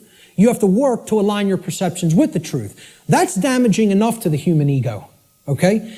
If I just said, none of you exist, I'm only perceiving your existence, I'm the only one who exists, imagine how egoic that statement is, and actually how demoralizing it is to other people. You're even telling them, I don't even consider that you exist. That's what a solipsist is. They believe the universe is a big illusion created somehow for their amusement. And that there's no objective reality that you don't exist, you don't exist, you don't exist, you don't exist. I'm the only one who exists. And that's not mental illness. We don't diagnose that as mental illness. Okay? I don't care if you want to accept the notion everything is one. I personally accept that notion. I do accept that we are all one. That doesn't mean you're not existent in the physical domain right now as I'm talking to you. Of course we all exist here. We are in the physical domain, okay? The whole point is these people want to believe the entire physical domain is such an illusion that nothing that takes place in it matters or has any significance and should just be watched and nothing should be done to change it. And let me explain what this is, folks. When I was a Satanist, okay, and I was working inside the Church of Satan and other dark occult organizations, they have a set of sins, believe it or not. They don't look at them as sins in the same way that, religionists look at sin. But they have the things that, these are behaviors and thought patterns that should not be engaged in by the dark occultist themselves, by the magician, if you will. You are not to engage in these behaviors, but we are to peddle them to other people. We are to get them to engage in these behaviors. Okay? You know what the first one is? No, it's not. That's the second or third. I think it's the third, if I'm not mistaken. I don't have the list handy. But the first one is stupidity. That's the first satanic sin. Okay? For the dark occultist. But they want other people in deep stupidity. They want other people in deep ignorance. The idea here is we will know it all. We will know the truth so that we can control others and keep them a dumbed down herd. Okay? There's a bunch of other ones, but I think the second or third is solipsism. Solipsism is one of the biggest sin for Satanists and dark Luciferians and dark occultists. They don't want any of their membership believing in this mental illness nonsense. Okay? But they want to propagate it and peddle it. They want to do that. And they told me personally, higher ups in this network told me personally when I was working with them, wait until you see the New Age books that our membership, will be writing, or either writing ourselves or putting into the hands of useful dupes to write and put out there. We'll be giving them the idea, they'll write it for us, put it out there as their own idea. And they said, we are going to propagate and peddle solipsism like you have never seen. And you know what? When they say something, they do it. I'm serious. They're aligned. Their act is together. They act on the same page. And for that, I have respect for them as an enemy. And I don't take anything they do lightly. I recognize they have the will. They're not like the rest of humanity. They align their thoughts, their knowledge, with their version of care. It's not like our emotionally based care, but they care about what they're doing, and then they act. And when they act in concert, and they get it done. Okay? I'm not saying, I agree with any of their agenda, because I don't, and I'm trying to stop it. But I have respect for their unity. They are unified and on the same page, and humanity is not. And that's why, in all honesty, we're having our rear ends handed to us in this spiritual battle right now. At least right now. Solipsism is the ideology that only one's mind is sure to exist. Solipsists contend that knowledge of anything that is outside of one's own mind is unsure, and hence there is no such thing as objective truth. Okay? No such thing as objective truth. And therefore, nothing about the external world and its workings can actually ever be known. Just think about that statement. It's saying no one can ever know anything. You cannot come to know anything at all. There is no such thing as knowledge. So what I would say to somebody who's following the quote-unquote Course in Miracles, or a Course in Solipsism, or a Course in acceptance of all forms of evil in this world, is you can't know anything by reading the Course in Miracles, because nothing can be known. Why would a solipsist ever pick up a book? Why would a solipsist ever watch anything, any video? Why would a solipsist ever engage in a conversation with another human being? Tell a solipsist you can't know that you're going to fall off that cliff, so why don't you go try to walk over it and see what happens? Because you can't be sure of anything. They won't do that though, you know? The whole point here is this is a religion. This is a New Age religion. And I'm telling you who it's peddled by. It's peddled by the occultists who have the knowledge of how natural law works and are trying to put out whatever ideologies they can, destructive ideologies they can, to get people not to understand it. Or to even go so far as to believe that nothing can be understood. But why would you bother to look into natural law? Nothing can be known. It's unbelievable that anybody would be so gullible and naive to fall into this mindset. Let me just tell you what it really is. It's a person who has given up on life. They feel that it's so difficult to know anything and they don't want to do the work to come to that level of knowledge that they've just said, I don't believe it can be known. That makes me feel more comfortable in my ignorance and laziness. That's the truth about what solipsism is. Okay? And that's the truth about my friend I bumped into at the MUFON conference. And I'd say that to her face. Okay? So, we have to realize we're battling this force. This religion is on the rise. Solipsism is on the rise. More people are becoming solipsists or solipsistic in their beliefs, in their thought processes. Let's look at some basic definitions and working definitions. Now, first thing we're going to define is definition. Let's define what a definition is, okay? A definition is an exact statement, a statement of the exact meaning of a word, all right? We're looking for an exact meaning, not a connotation, not a maybe or a like or a somewhat. We're looking to narrow the focus. That's why it definites it. It makes it finite. We're taking it not infinite, we're finiting it. We're making it finite, okay? We're actually limiting through words what something means so we can be clearer about what we're saying, okay? It's an exact statement or description of the nature, scope, or meaning of something.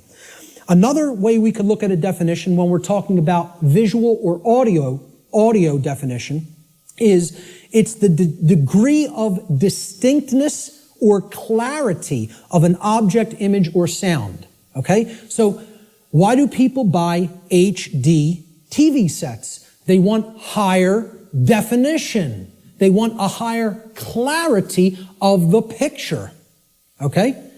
If you have high definition audio, for audio files, they won't accept anything but high definition audio because in comparison to low def audio, the clarity of the sound is very good. It's much better, okay? So that's what definition is. It is all related to clarity. When we use it in conjunction with words, it means the clarity of the meaning is amplified, okay?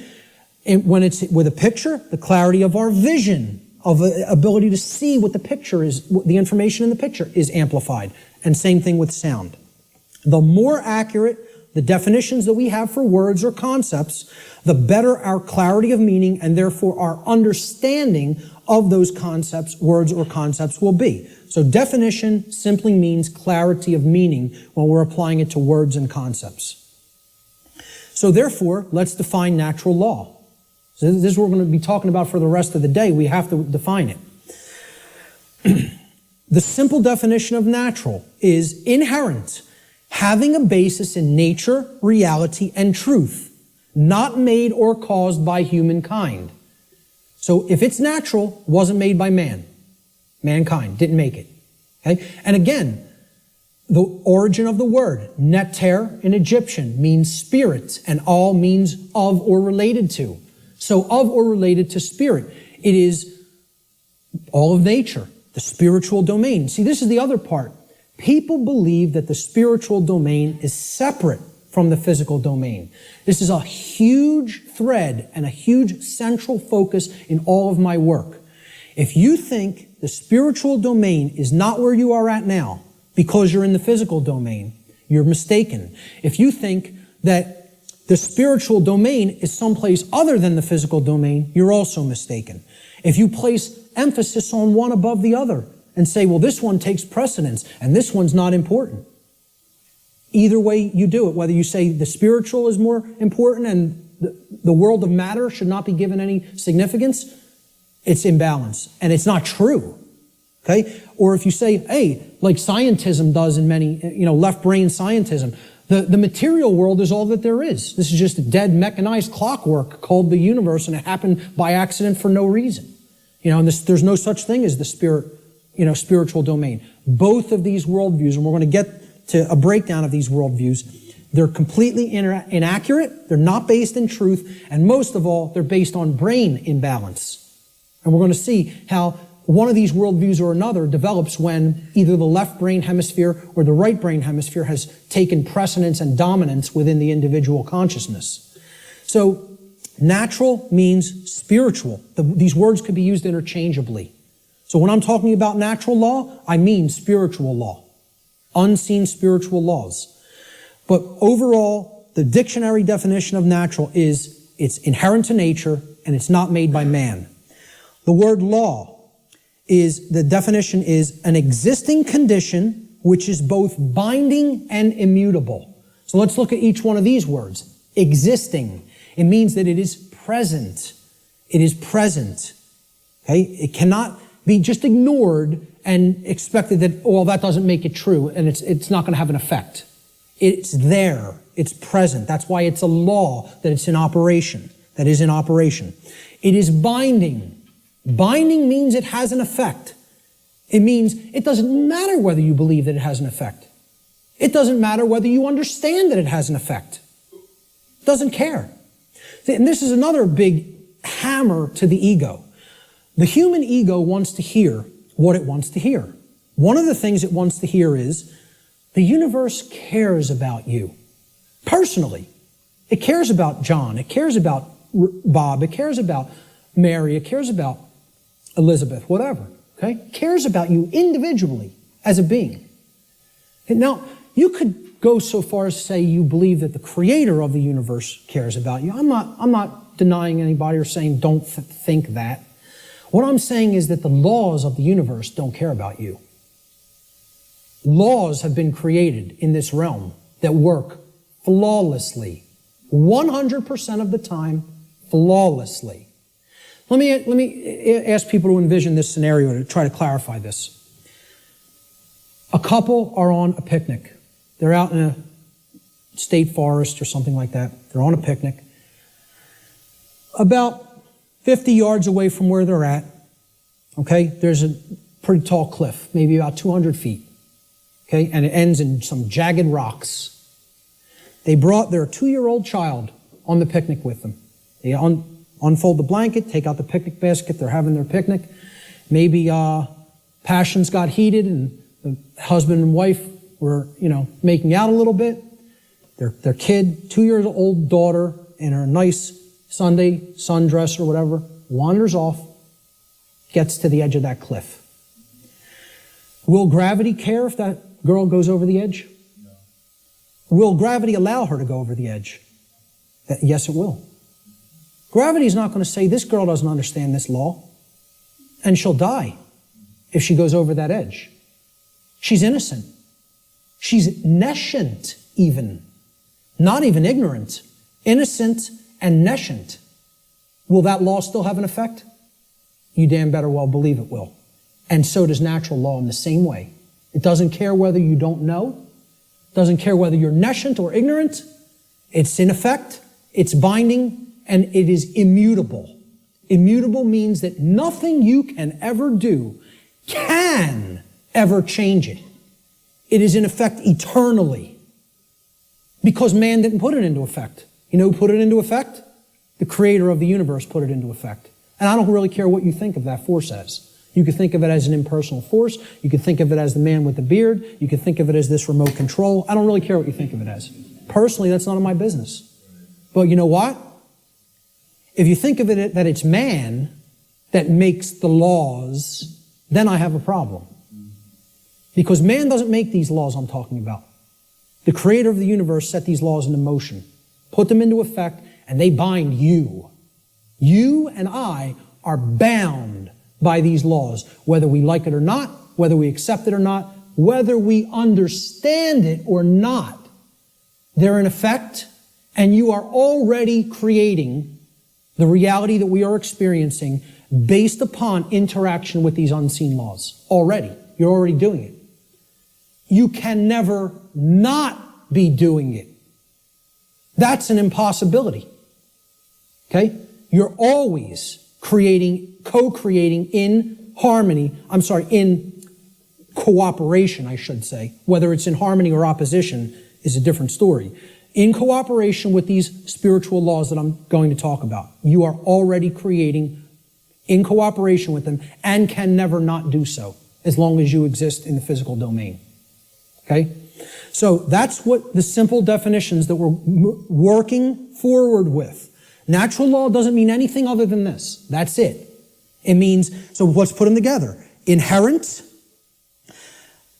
existing conditions. Conditions that exist in nature, which are both binding and immutable. They have an effect whether they're understood or not, and they cannot be changed. So what would be our requirement of knowledge here? What do you think should be done? If we are always working with these, do you think we're going to create something that is wise to create, that is good, that is in alignment with what we say we want, if we don't know how these laws operate? You know what's going to be created? A mess. Total chaos. Something you don't want. Something that leads to enormous suffering, which is where we're at. If, on the other hand, you have that knowledge of how these things work, then you align your behavior to them, you're going to create a whole new different ballgame. And then you're going to not have self-inflicted suffering. Okay? That's what this is all about. So let's give a working definition. This is what I call the soundbite, right? People say, well, tell me what natural law is, Mark. You have a few days? Maybe a large portion of the day like we're going to cover today. Maybe. Some people will get it. Okay? But really, you need to devote a large amount of time to studying this, understanding it, reading about it, and even experimenting with it. This is not an untestable hypothesis. Okay? And it's not a hypothesis. It's actually a law. But it's not untestable. You can test it. You can apply all the scientific methodologies to natural law. Same thing. Gather your information, observe, hypothesize, observe, test the results, publish the results. That's the scientific methodology. The scientific methodology will be borne out for everything I'm talking about in this presentation if it is applied. Because this is not a religion. This is not some New Age mumbo jumbo. This is a science. It is a science that constitutes knowledge of how laws that are existent, in operation, and immutable in this universe work, and how we are creating what we experience in conjunction with these operating laws. And man didn't put them into effect. Whatever created this universe put them into effect. I'm not here today to tell you what that is. Your job in your own personal experience is to get in touch with what you feel that is. I'm not here to tell you what that is. Now, I'm not here to tell anybody what that is. But my whole point is, it created these laws, and they're in effect. And if you want to stop suffering, and if you want the human condition to change, you have to understand how these laws work. There is no way around that. Knowledge of these laws is required. And this is what people in the so-called New Age movement and in religious communities and in other communities don't want to acknowledge. They don't want to acknowledge that work is required. So let's give a working definition for natural law, my soundbite variant, okay? I tell people who want the 6 o'clock news edition of what natural law is, okay? Natural law is universal, non-man-made, binding, and immutable conditions that govern the consequences of behavior, and specifically, at least on this planet, human behavior. I would say in the universe, it governs the behavior of all intelligent beings. Intelligent beings. Okay? Natural law is a body of universal spiritual laws which act as the governing dynamics of consciousness. The governing dynamics of consciousness. That's the working definition. Let's look at the dynamics between discovery and belief, the difference between discovery and belief. Because again, natural law is capable of being discovered, understood, and harmonized with. Now, does that sound like a religion? Religion asks people to believe, accept, and do without question. What this is saying, this exists, you're bound by it. The best you can do is to understand its operation like you would understand gravity, and therefore not just walk toward the edge of a 200-foot cliff that is bottomed by jagged rocks. If you're intelligent and you understand how the law of gravity works, you won't do that behavior. Okay? Just like if you're intelligent and you understand how natural law works, you won't do certain behaviors to create a prison for the entire species, for your entire species. Unfortunately, humanity has not reached that level of consciousness yet.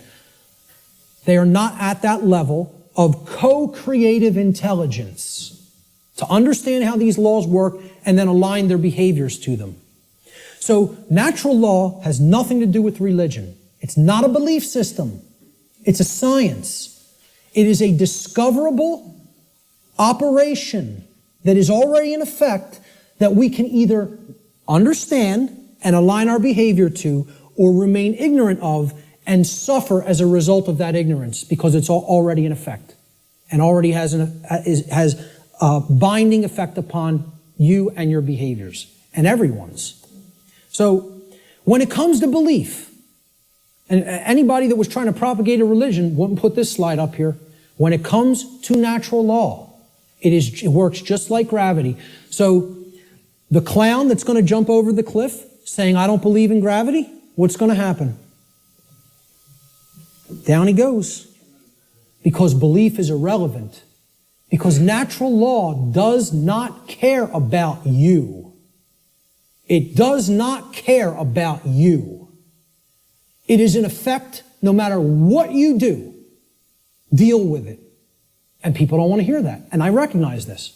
I recognize I'm not telling anybody anything they want to hear.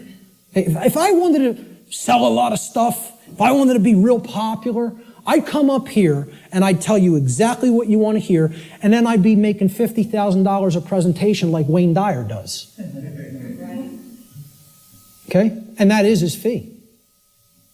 I know because I've actually had some people speak to his management. That's what a new age presenter gets. You know what I ask for? 0. I don't even ask for a stipend because I don't even care about fake money. I care about making real money. Real one I. The word money is actually one I. And people don't even have said it 1 billion times in their life and never recognize what they're saying is one I. And it's the symbol of the one eye, which represents spiritual enlightenment, is plastered all over the $1 bill. Okay? Well, this is the one. See, I tell people, I'm a poor man when it comes to the fake money, but I'm very rich in the real stuff. The real thing, I have tons of. The fake stuff, I don't do so well with, and I don't care. It's not what I'm concerned about. I know it's fake. Okay? So, I don't ask for a stipend when I present. I tell whoever's setting up the presentation, pay for my travel and lodging. Hook me up with a dinner or whatever. That's it. I'll come out and speak anywhere. Okay? The point is, if I was trying to appeal to somebody's ego and what they wanted to hear, I would tell you your beliefs are very important. Your beliefs shape. And they do shape your reality. In a negative way, if you don't align yourself with truth and you want to stay attached to a belief system, because you prefer it over what's real, okay? So, when it comes to natural law, I'm not telling people don't believe in yourself. People will say, there's forms of belief that are good. Yeah, I acknowledge that. I understand that. Believe in yourself. Believe in your own ability to come to this understanding of information like this. But I'm explaining when it comes to a law that is existent in the universe, your belief doesn't matter. It's irrelevant. The universe doesn't care what those parents at that picnic whose child just went over the cliff believed. It doesn't care whether that girl doesn't know how gravity works. It's going to have an effect. You act a certain way, like a computer. Boom, you put this in, here's how you program this, that's what has to come out. Invariably. Invariably. It is nothing personal. Natural law is not a personal force. It is an impersonal force. That every single mystery tradition and occult tradition that has actually wanted to share this knowledge with people has been telling people about and attempting to tell people about since time immemorial. It is an impersonal force. It does not care about you. It does not worry or care in the slightest bit whether you understand it or accept it or not. It is in effect, you are bound by it, the end, and stop crying in your milk over it. That's it. No one wants to hear that. And I'm not so naive that I recognize people don't want to hear that I don't recognize that. I do recognize that. Believe me, I realize the wall I am up against in saying this. I get it fully. Fully. If I wanted to blow smoke up people's rear ends, I'd come up here and I'd say, the universe cares about you and what you believe. And it's going to gauge that, it's going to look at all that, and it's going to tabulate it, and it's going to say, well, what did he believe when he took this action? It's not going to say that. It's going to say, is this what happened? Yes or no? Yes? Here's the result. That's it. Unwaveringly and invariably. The human ego has a hard time with that. There was some popular TV show, I don't even remember what it was. Barb had downloaded it. And she was watching an episode, and it said, humanity's greatest fear is that truth is absolute. And I usually don't bother watching any television, okay? I downloaded a couple of shows to watch them because they're allegories, and I want to pick apart the allegory. But I wasn't even watching this one, but I heard it, and my head snapped around. Whoa! That came through a network television show? How'd that happen? Humanity's greatest fear is that the truth is absolute. The ego has a hard time with the concept of any absolutes. It loves relativism. That's another part of the big trap of where we're at. Relativistic ideas, and especially when it comes to morality. We're going to talk about moral relativism. But the concept here is natural law does not require your belief to be in effect, no more than gravity requires your belief to be in effect. Okay? That needs to be understood. Human belief is completely irrelevant when it comes to the existence and operation of natural law, just as it is irrelevant in relation to any of the other laws of nature such as gravity, inertia, momentum, thermodynamics, or electromagnetism. Similar to such other phenomena of nature. The workings of natural law require no belief in order for them to be discovered and known. So what I'm saying is, your belief will not change natural law, but your inquiry into it can lead to an understanding of it. You can develop the knowledge of it if you are willing to open your mind and look at how these laws function. And what we're getting as a result of our disharmony with them. The philosopher Søren Kierkegaard said that there are two ways to be fooled. One is to believe what is not true, and the other is to refuse to accept what is true. Okay? So, believing in untrue notions, which is what religion is, all forms of it, all the 5 religions I posted at the beginning of the presentation. Organized cultural religion, money, scientism, politics, and the New Age movement. There's the world religions, folks. People think of religion as only the cultural religions. No, there's 4 other ones. One's called government and authority, okay? Or politics, however you want to name it. The other one is money, finance. There's another religion. One of them is the New Age movement, and one of them is scientism, which I'm not going to refer to as real science because it is not. It is a belief system and a religion. So what Kierkegaard is saying here is you could believe things that aren't true, and that will hold you back. And you can refuse to accept what is true, and that will also hold you back. I say these are the only two ways that humanity ever creates self-inflicted suffering for itself. You want to know how suffering is created for the human species? That it doesn't need to experience? We believe what's not true. We refuse to accept what is true. That's why self-inflicted suffering exists in our species. And if we are to become wise, we need to stop doing both of those things, and then we'll stop creating suffering for ourselves. So let's look at consciousness and the human brain. Okay?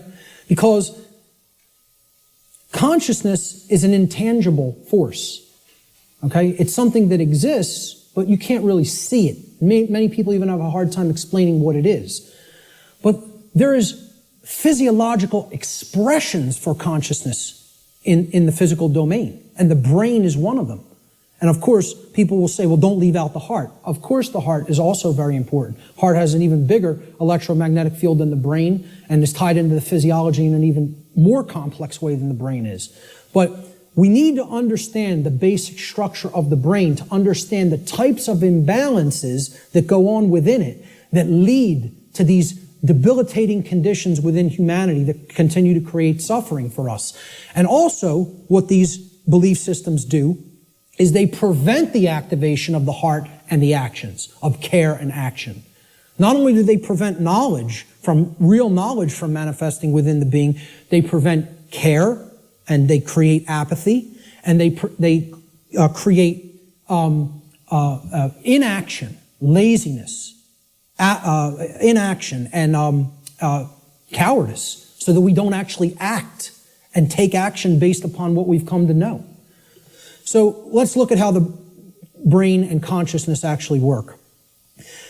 People will also try to give ridiculously overcomplicated and mystified definitions of what consciousness means. And many people are even scared of the term, okay?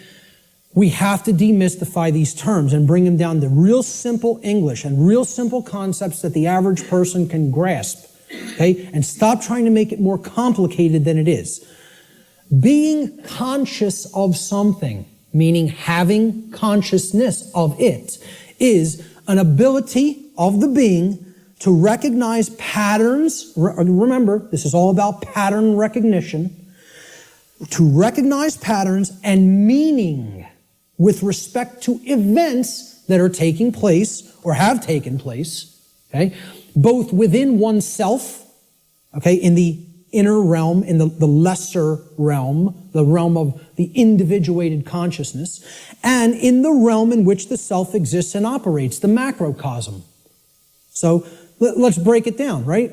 Ability of a being to recognize patterns and meaning with respect to events taking place within oneself, the microcosm, and in the macrocosmic world, the world at large. And the events taking place is the truth. So it's our ability to accurately perceive truth of what has happened and what is happening. That's consciousness.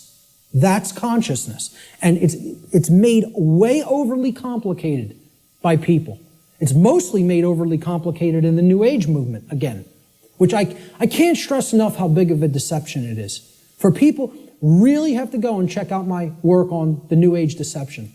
Okay? It's on my website. It's in the video section, and it's in the podcast section. And it's a 7-hour presentation. But I'm telling you, it will be as worthwhile for you to check out as this seminar. So, that's what consciousness is. Now, how does consciousness express? There's a difference between what it is and how it expresses in our life. Consciousness expresses. I ask people, just tell me, what are the ways you could ever make yourself known to any other being? How can any other being come to know who you are in this incarnation, in this physical manifestation? How could they possibly come to know you? How could you manifest yourself or make yourself known to them? And there's only 3 ways: thoughts, emotions, and actions. Okay? And I would say speech falls into the line of the combination of thoughts and emotions. And speech is also a form of action. I'm using force to, make the air flow over my vocal cords to make sounds come out so that you can hear what the concepts I'm trying to express. So it is a form of action. And it derives from what we have thought up to this point and the emotions that we have, and we could express it through speech. So thought, emotion, and action. Thought you have to look at as the creative force that is the expression for consciousness within the individual. Okay? So it's a neutral force. You don't look at your thoughts as masculine or feminine, do you? But you do look at them as creative forces. In order for anything to manifest in the physical domain, it had to first exist as a thought. This computer, somebody had to envision all the parts, how it works, how it's put together. Okay? This camera equipment, the clothes you're wearing, the seats, everything that exists had to first exist in the realm of thought. Had to. By law. Then it comes into physical manifestation through action. Your emotions are a polarized component, you could look at it as. It is a feminine aspect of consciousness. Because other people don't feel your emotions, they could perceive or sense them. You're the one who's feeling the emotions in your physiology. It's an internal expression. You feel emotions inwardly. Inside in the physiology. Hence, this is a feminine expression for consciousness. It is something that is not externalized and put out. It is something that is felt within. So the emotions in the mind-body-spirit connection are the spirit in which we do something. Okay, so that's the feminine force or the spirit. Of course, thoughts are within our mind, hence that's the mind component of the consciousness. Then there's a marriage between them. Okay, so you could look at thoughts as the creative essence, which then blends with or marries to the feminine. Now, see, we're getting into a notion that is taught in many different religious traditions. It's called the Trinity. And I challenge anybody, go and look in any of the trinities that exist, in any of the religions. You can go back to Babylon. You can go to the Indus Valley traditions. You can go to the Egyptian and Cometian traditions, the Christian traditions. Every single religious tradition that has talked of a Trinity, okay, it is always a Father Creator, a sacred feminine figure, okay, of some kind that the Father then impregnates or inseminates in some form, and then from that offspring is born a male child. Always. Okay? What we're talking about here is the Father being the mind, the creative essence. Then the Spirit, or the emotions, being the sacred feminine essence. Okay? Or the Holy Spirit, the emotions. And then the child, the male child, is behavior. It is the active or masculine principle that actually interacts with the physical world to change it. And hence, that is the only way to actually save ourselves. And again, people in religious thinking will immediately attack this and say, you're saying that saving ourselves will not come through faith. Yes, I am. Saving ourselves will only come through action. Action will save humanity. Faith will not do it. So, sorry to again, smash another egoic attachment that people have to religious notions. But these religions are created by the control system. Okay? People don't understand that exoteric Christianity is created by the dark occult, of the ancient dark occult mystery schools. They don't understand where this religion came from because they haven't studied astrotheology. And I'm not telling you there's no good concepts in any religion. I say take all the good concepts and leave the nonsense. Because one of the nonsense is that you need to believe in something to be saved from the current human condition. You don't need to believe in a thing. You need to know the truth. And right in their own religion, there it is. Let me just stay on this for a moment, because in their own scripture, the exoteric Christian scriptures, what is the one prescription that the Christ figure gives to the people when he is asked about freedom? He's only asked about freedom like once in the Gospels, okay? In the words attributed to his teachings. And they want to know what will save us, what will make us free, and what is his prescription? Truth shall make you free. No, that is not. There's something missing there. You're close. What is the actual saying? Know the truth. Knowing the truth will make you free. That's the prescription, even in exoteric Christianity. It's right there in the Gospels. But Christians don't want to hear that because the controllers in the church who came from the dark priest class gave them this nonsense that all you have to do is believe and everything will magically change. Well, good luck with that. When people's behaviors have no alignment with morality, you think your belief's going to change something? Again, let me know how that works out for you. And again, I'm not mincing words up here. I'm telling it like it really is. I don't care who it offends. So, the expressions for consciousness are thoughts, emotions, and actions which are likened to, in the consciousness community, of mind, spirit, and body. And it's a trinity. A father, creator, which is the thoughts, the mind, the feminine essence, which is the mother of the trinity, the emotions, the inward aspects, the spirit. And then they give birth. When the thoughts and the emotions come together, they give birth to action in the world, which is the male child. This is very important to understand. I hope everybody is clear. This is our internal trinity, which constitutes the expressions for consciousness. Okay? So let's move on. Yes? Okay, how much time? It is. Okay, we're going to stop right there and take a break. We will resume at 1:15 precisely. Okay, so you want to come in a few minutes early to get settled. I will start again at 1:15 p.m. Thank you, ladies and gentlemen. Thank you.